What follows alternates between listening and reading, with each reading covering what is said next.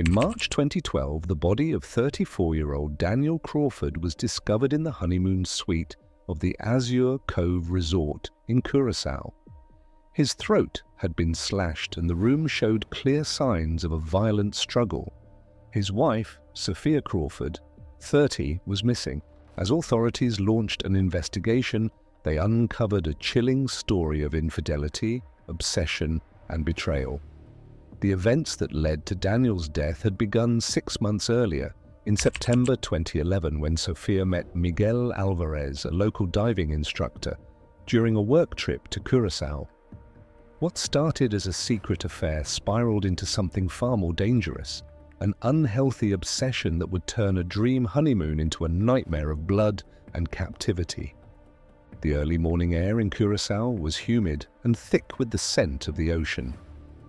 The Azure Cove Resort had always been a place of peace, where newlyweds and vacationers came to escape reality. But on March 6, 2012, that peace was shattered. At 6:45 a.m., a member of the housekeeping staff, a woman who had worked at the resort for nearly a decade, unlocked the door to Suite 306. She had been assigned to clean the room, assuming the guests had left early for a day of excursions. The Crawfords had checked in just the day before, another honeymoon couple in a long line of visitors. But what she found inside the suite was not the neatly arranged space she had expected. The bed was unmade, the sheets twisted and half hanging off the mattress. The white linens were no longer white. They were streaked with dark stains, some of them smeared, as if someone had tried to clean up a mess but given up halfway through. A strong metallic scent clung to the air, an unnatural contrast to the fresh ocean breeze filtering through the open balcony doors. Then she saw him. Daniel Crawford, 34, lay sprawled across the floor near the foot of the bed, his body still. His throat had been slashed, the deep wound stretching from one side to the other. Blood had pooled beneath his head, soaking into the plush carpet.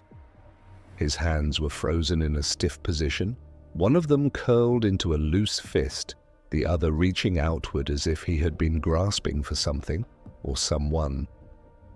She dropped the stack of fresh towels she had been carrying. Her breath caught in her throat, and for a moment her body refused to move.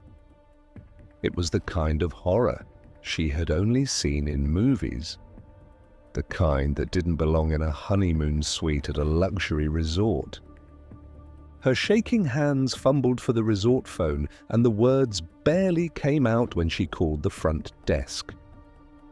Her voice cracked as she reported what she had found, her body trembling so hard she thought she might collapse. The response was immediate.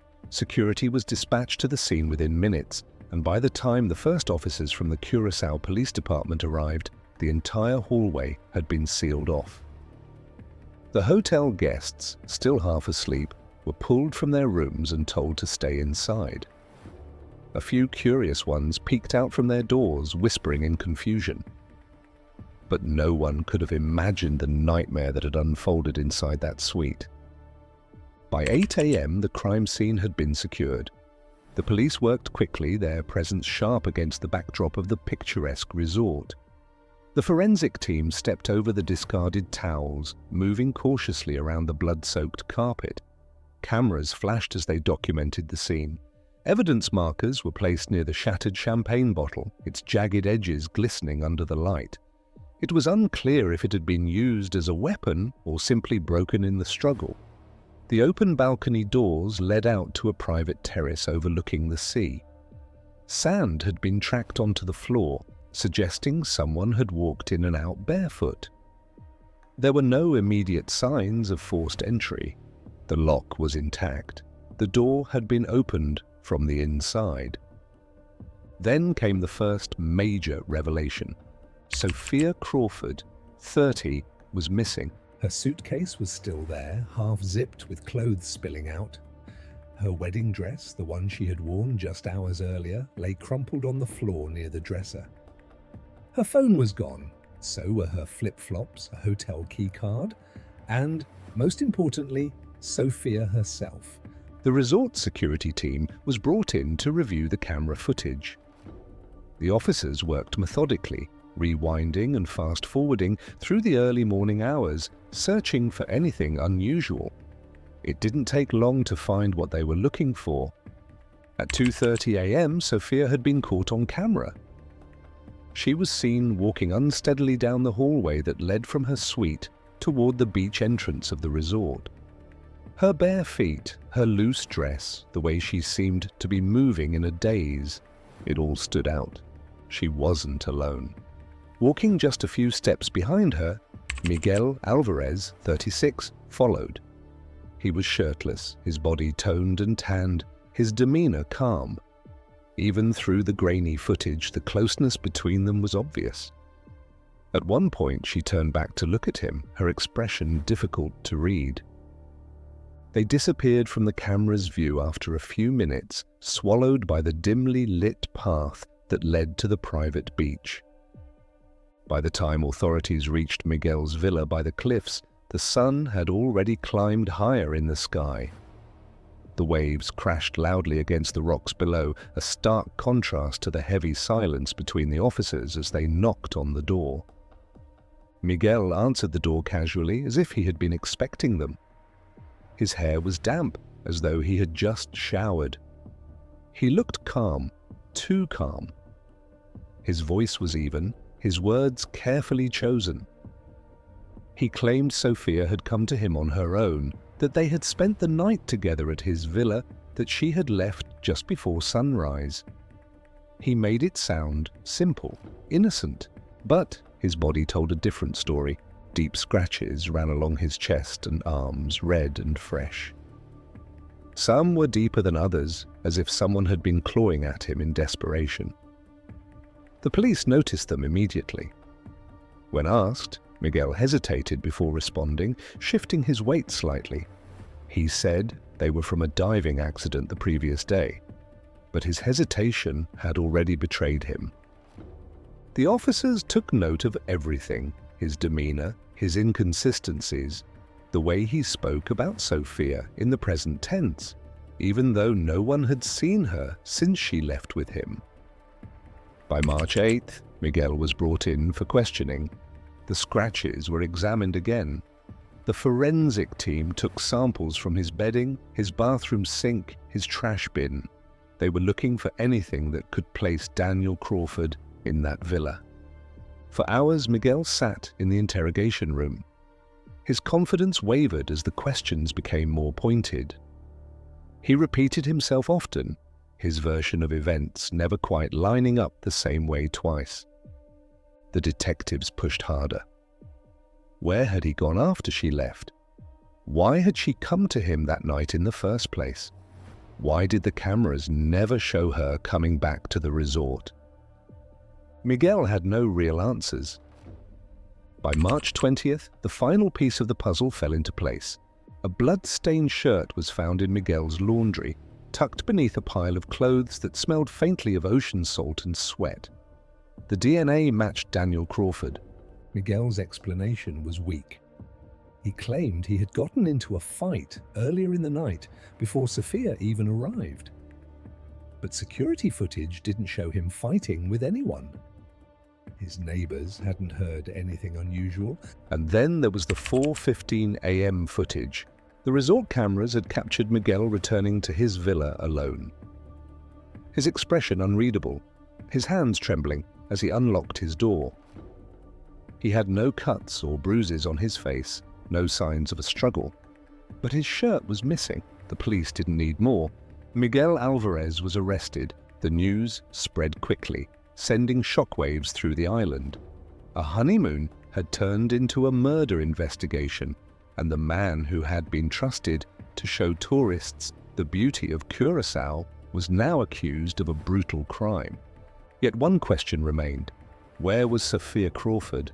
She had vanished into the night, leaving behind a blood-soaked hotel room and a trail of unanswered questions. And as the sun set over the resort on March 20th, with Miguel behind bars and Daniel in the morgue, the island whispered the same thing. This was never just an affair. This was something much worse. In the bright, high-rise offices of Harrison and Beckman LLP, Daniel Crawford, 34, was the kind of man people admired. A corporate lawyer in New York, he carried himself with the confidence of someone who had spent years mastering the art of control. His clients trusted him, his peers respected him. His wife, Sophia Crawford, adored him, or at least she had in the beginning. They had met 5 years earlier, in a bookstore of all places. Sophia, with her camera hanging from her neck, flipping through a travel magazine, had been the perfect contrast to Daniel's world of structured ambition. Where he thrived in order, she found beauty in uncertainty. It had been thrilling at first, the idea that two opposites could fit together so perfectly. But marriage had a way of exposing cracks. By October 2011, when their wedding took place in a lavish ceremony, those cracks had already started to show. Sophia's career as a freelance travel photographer had her constantly on the move. 1 month, she was in Thailand, capturing the lantern festivals, the next in Italy, documenting vineyards stretching for miles. Daniel, meanwhile, worked late nights, often too exhausted to engage in the kind of deep conversations they used to share. The distance between them was not just physical, it had become something far more insidious. Then came Chloe Bennett, 27. A paralegal at his firm, Chloe was sharp, ambitious, and knew exactly how to play the game. Unlike Sophia, she understood his world. There was no waiting for phone calls, no missed flights, no schedules that never aligned. It started the way most affairs did, innocent at first. Long office hours turned into drinks after work. Drinks turned into secret hotel rooms. Daniel told himself it was nothing serious. He told himself he still loved Sophia, but the truth was simpler. He needed the thrill.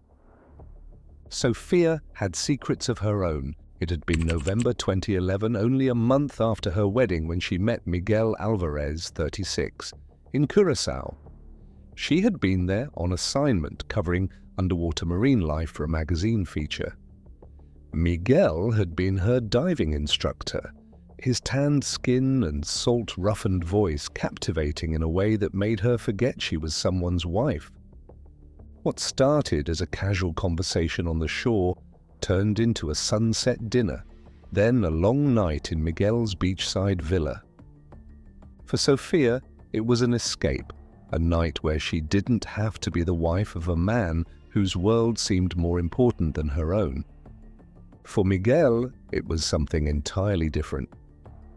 He fell in love with her instantly.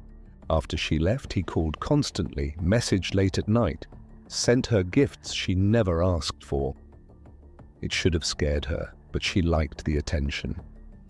She convinced herself that she was in control, that she could keep the affair from meaning anything more. By February 2012, Miguel had started asking her to leave Daniel. He told her they could have a life together, that she didn't need to be someone's second choice. Sophia laughed it off, brushing it aside like it was a fantasy. She didn't know that for Miguel, it wasn't. By March 2012, the Crawfords were on a honeymoon they both knew was a lie. The Azure Cove Resort in Curaçao was breathtaking, with its white sand beaches and private ocean villas. But Sophia felt like she was suffocating. She barely touched Daniel, barely spoke when they sat across from each other at dinner.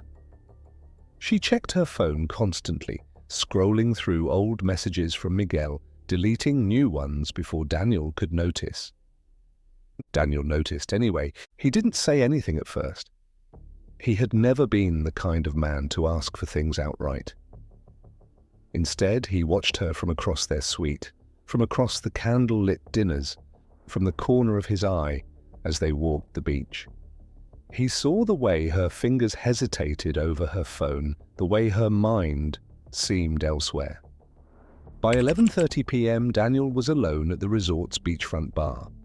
He had planned to drink just one whiskey, but the glass kept refilling itself.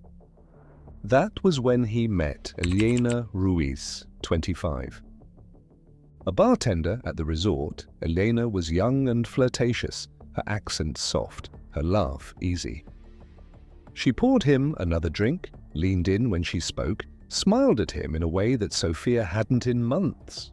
It didn't take long before Daniel had his hands on Elena's waist, guiding her to a darkened corner of the bar. He didn't care if anyone saw. He didn't care if Sophia saw, but she did. At 11:45 p.m., Sophia stood in the entrance of the bar, watching her husband pull another woman close. Something inside her snapped. Her heart pounded, her hands clenched into fists, but she didn't say a word. She turned and walked away fast toward the one person who could make her feel something, Miguel. By 12:15 a.m., she was outside his secluded villa, breathless. Miguel had been waiting for this moment. For months he had dreamed of it, obsessed over it, convinced himself that she would come back to him, that she would choose him over Daniel. When she told him she couldn't, that Daniel was still her husband, that this was a mistake, Miguel's face darkened. They argued. His voice grew louder, angrier. He reminded her of the nights they spent together, the promises he believed she had made. He told her he had waited for her, that he had loved her, that he had planned for their life together. She told him it was never real. At 1:30 a.m., Miguel drove her back to the resort. His grip on the steering wheel was tight, his knuckles white. His breathing was heavy, his mind racing. He wasn't done with this. He wasn't going to let her go that easily. Sophia stumbled into the honeymoon suite at 1:50 a.m., her dress wrinkled, her skin still warm from Miguel's hands. Daniel was already there. He smelled like perfume, his shirt was unbuttoned, his face unreadable. The fight was immediate, explosive. She threw the accusation at him first. Who was she? How long had it been going on? Was this just another meaningless escape for him? But Daniel wasn't about to let her make this about him. His own anger boiled over as he threw it right back at her. Where had she been? Who had she been with? The yelling echoed through the thin resort walls, glass shattered, a chair tipped over. Someone next door heard the noise, but no one wanted to get involved. Then, at 2:05 a.m., there was a knock at the door. Daniel, still fuming, opened it without thinking. Miguel stood there. He wasn't smiling. He wasn't the charming, carefree man Sophia had met months ago. His hands were clenched into fists. His breath came in sharp, controlled exhales. Everything after that was a blur of violence, blood, and silence. And by 6:45 a.m., the housekeeper would find Daniel's lifeless body, the walls smeared with blood, the bed still unmade. And Sophia was nowhere to be found. The salt air was thick, wrapping around Sophia Crawford. 30, like a second skin as she woke up to the slow, steady rocking of the sea. Her mind felt disoriented, her body heavy, her wrists aching. Something was tight around them, a rope digging into her skin. She blinked through the haze, her vision adjusting to the dim light. The faint hum of a boat engine vibrated beneath her. It was 4 a.m. on March 6, 2012, and Sophia was no longer on land. She tried to move, but her arms were bound behind her back, her ankles tied just loosely enough that she could shift them slightly. The wooden floor beneath her was rough, the air inside the cabin damp and stifling. A single lantern swayed with the movement of the boat, casting long, eerie shadows against the walls. Sitting across from her, Miguel Alvarez, 36, watched. His expression was disturbingly calm, his brown eyes unreadable, yet brimming with something dark and obsessive. There was no hesitation in the way he looked at her, no remorse, no fear of what he had done. He had killed Daniel Crawford, and now he believed she belonged to him. The weight of that reality settled in Sophia's chest like a stone. Her last memory before waking up on this boat was the horrifying blur inside the honeymoon suite. Daniel's face twisted in pain, his hands clutching his throat, the crimson spreading across his skin. Miguel's fists clenched, blood on the walls, the sound of her own scream. Then nothing. She had blacked out. Now, here she was, tied up on a yacht off the coast of Curaçao, miles from shore, with no one knowing where she was. Miguel spoke to her in a voice so eerily gentle that it made her stomach churn. He talked about their future, about the life he had imagined for them, as if all of this was normal. He spoke of Daniel's death as a necessity, something that had to happen so that they could finally be free. He saw no crime in what he had done, no consequence to be feared. The boat rocked slightly, the ocean stretching out in every direction, black and endless in the pre-dawn hour. The island was no longer in sight. If she screamed, no one would hear. For 2 days Miguel kept her there. At sunrise on March 6th, she realized the depth of his delusion. He cooked breakfast, speaking as though they were lovers on an adventure, as though nothing about this was wrong. He told her about the places they would go, the people they would become. She didn't fight. Not yet. Instead, she listened. She needed him to believe. She wasn't going to run. By the evening of March 6th, Miguel became more unstable. He watched her too closely, paced the boat's deck, muttered to himself when she wouldn't respond the way he wanted her to. He was unraveling, and she knew it was only a matter of time before he became violent again. That night, as Miguel sat on the deck, drinking from a bottle of rum, Sophia's mind worked fast. She had studied the knots that bound her wrists, tight but not impossible. She waited. When his breathing slowed, his body slumping slightly in the chair, she moved, carefully, quietly. The rope around her wrists had been loosening all day, her hands slowly working against the knot. At 5:30 a.m. on March 6th, she was free. She didn't think, she ran. The deck was cold beneath her feet, the salty wind whipping against her skin as she hurled herself over the side of the yacht into the dark, freezing water below. The shock of the cold hit her lungs like a punch, but she didn't stop. The ocean pulled at her, the currents strong, trying to drag her under, but she kicked hard, her arms pushing against the water, her breath tight in her throat. Miguel's shout rang out behind her, the splash of his footsteps on the deck, the sound of something metallic being grabbed. But she kept swimming. She didn't turn back, and she didn't care if he was coming after her. By the time she reached the shore, she could barely stand. Her legs trembled, her chest heaved, her body bruised from the rocks along the coastline. The world tilted around her, black spots dancing in her vision, and then she collapsed.